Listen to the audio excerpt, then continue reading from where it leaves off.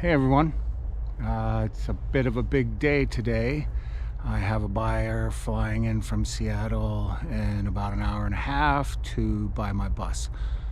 I'm already emotional.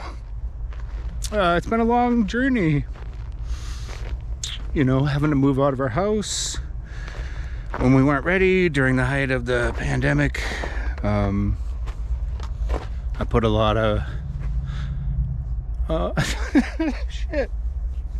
I wasn't expecting to go off so quickly. I put a lot of heart and soul into this bus. And it was a super stressful time for me and my family. But it's time to move on, I suppose. Gee whiz. I totally didn't expect this. Sorry. Why don't we just do a quick walkthrough? I just finished cleaning it. I'm going to fire up the generator shortly so that I can warm it up so that when he comes he can have a cold start. Yeah, it's got brand new batteries. It's running like a champ. It had sat for a little long, and so it smoked and had an unpleasant time at the very beginning, and now it purrs like a kitten. I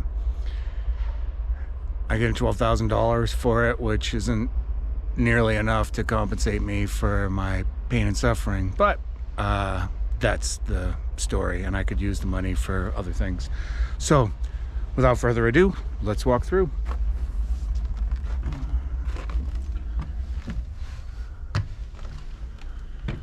All original controls.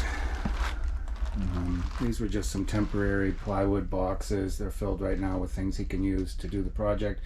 We had a futon on there. That was our couch. You can see here I saved a pair of coach seats and flipped them around. I installed a TV and shelves and this bar that runs electricity across the aisle and down there and out the side of the bus for 50 amp service.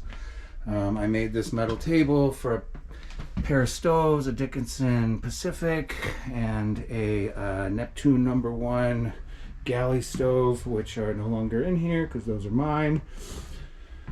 Stainless steel countertops. Haven't put the doors and drawers on or in yet.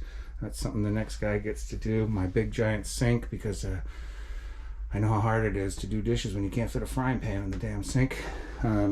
Some extra things down there, a water jug, just a plywood box, and a bunch of cool carpet stuff. We're leaving the mini fridge and the trash can. I put all this aluminum trim on. I had plans to have some beautiful wood there and some kind of slats coming down this wall to cover up that plywood. Here are the sleeping cabins, which I wanted everyone to have a really big bed so that we could all kind of chill out in our own personal space. There was going to be a cable rail going up the top here with curtains coming down if you wanted your privacy. Here are doors and drawers for the cabinets that I made with my own two hands.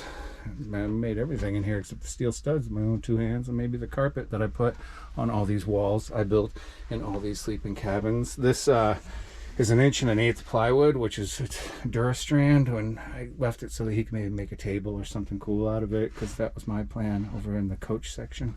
The seats, where the seats are. Here's the back. This is supposed to be a bathroom or a storage or whatever you want. It still has the original bathroom in here, which is awfully tight, but there you go. It's got this cool textured floor, which I tried to scrub everything the best I can, but I also I just haven't had a lot of time to do all this stuff. So yeah, these walls are steel studs. You can see the plywood and the electrical. It needs to be finished. If it were finished, it'd be going for a lot more than I'm getting for it, but it is what it is. There was going to be little trim details around all of these little things that I left. I had big plans, but no money. And you kind of need money if you want to build a bus into a house. I just used house power up here. 50 amp service in. We can go outside and take a quick look around. I don't know how much time I got left. Anyway, most of you have been paying attention. You've seen this bus. it's got some rough spots, you know, like a little bit of corrosion, a little bit of rust, but it runs great. Fires right up, drives smooth. You know, if there's anything wrong with it, I don't know about it, mechanically speaking, but yeah, I'm not a mechanic anyway. I'm just a guy who messes with cars a lot. I don't know, man. This has been a really crazy experience for me. And I'm sad to see it go. So that's that.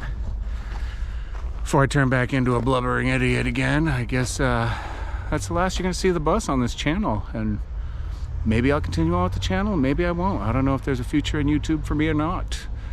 I used to have a lot more bus videos, and then I went a little ill while living in it with a family who didn't want to be in it, and I deleted them all. And unfortunately, I didn't have them saved anywhere else, so they're gone forever. Anyway, before I get any more emotional, thanks for watching.